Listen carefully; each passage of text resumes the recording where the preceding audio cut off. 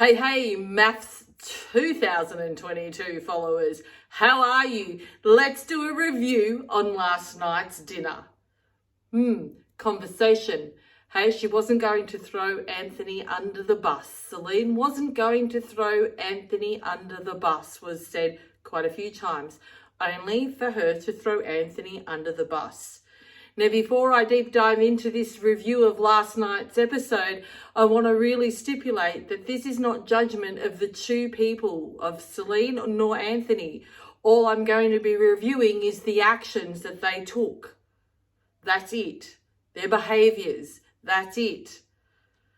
And when I went on Facebook after the show, wow, there were a lot of people on there judging, being really nasty about the actual individuals, about Celine and about Anthony. It was nothing about their actions. Hello, I am Caterina Smillie, the relationship and personal coach. So I wanted to share my perspective and give you my view and take on what transpired last night. Sure, Anthony made the biggest mistake of leaving and, on the last night, before they'd finished their honeymoon, he left. I absolutely can respect why Celine cannot forgive him for that. The biggest part of that would be that that's really humiliating. It's embarrassing. It really has impacted her ego. And so there's a lot that she really is struggling to release. On the same token, when we look at Anthony, there was a lot for him to take in. He felt attacked. Whether it's right or wrong, it's how he felt. And so, of course, his response was to take himself away from the situation, right or wrong. So then we come to last night's dinner, where he absolutely respected her 100% and said, I don't want to discuss what transpired. I want to have the conversation with Celine first, which he did.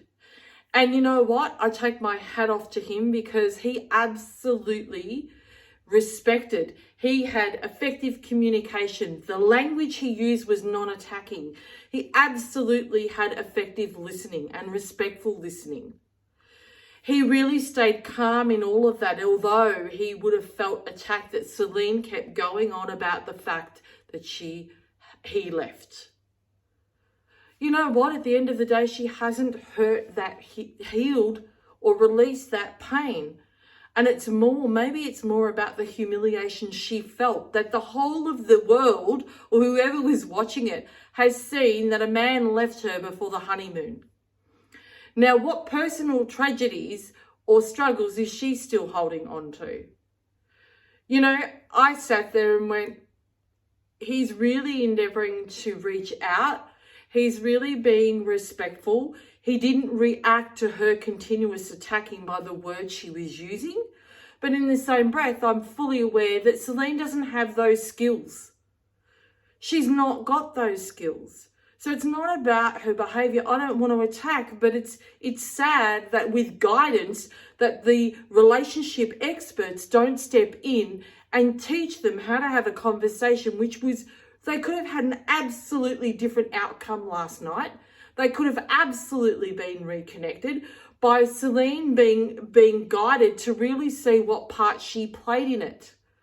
And as the experts said, she didn't own her truth. She didn't have accountability. But maybe that's because she doesn't know how to have accountability. And it wasn't intentional. And this is where I get really impacted by going, why are the experts not coming in and stepping into this and really guiding them how to have an effective conversation? And the reason for that, then there wouldn't be the drama. There wouldn't be all this explosion around it. There wouldn't have been the Facebook Live where maybe some of you interacted in that and really decided to share your thoughts on what transpired. There was so much judgment. I only read a few things and I thought, I cannot read this. People are sitting on the outside, placing judgment on two people that they've only seen snippets. The TV wants to show you what they want to show you. So, you know what? All my hats off that Anthony actually has really great communication skills. That's what lit my fire going. If only people could really learn those skills. It's a skill. And Celine, to really learn the skill of being accountable for your actions and really looking at the part you play in it. So if you're in a relationship where your communication doesn't end well, it ends up you're arguing, or as you could see from their conversation, it didn't really end that well, make a note and go, you know what? I really need to sit and I need to own what part I play in a particular situation. It is something that I teach couples, is to really sit, respectfully listen, and have that conversation where you look at both sides, look at the whole picture, and own what part you play in it. Because as they say, it takes two to tango, and it absolutely does. It is never one person's fault. And when you go into the blame game, it doesn't end well. All we need to do is respect how each other is feeling, take it on board, and then go, you know what do we need to do moving forward? Just as Anthony asked Celine, what can I do? He never got an answer. Celine would just come back with saying, I can't let go that you left the night before. How does that get a resolution? It doesn't. But what it highlighted was Celine was still so upset that she wasn't able to move past that yet. And that's where she really needs to take that time and ask herself, is she willing to forgive him for that? And when you ask yourself such a simplistic question, maybe she's not. And so it doesn't matter what Anthony is going to do, she's going to hold on to that one incident because she's not willing to let that go. So what in your relationship are you holding on to that you're not willing to let go, or you didn't even know that you wanted to hold it? Sometimes just raising the awareness, the conscious awareness of, why am I angry? What am I holding on to? Am I willing to let it go? And am I willing to forgive? Simple questions. And if you're not, guess what? You're not going to move past that particular event.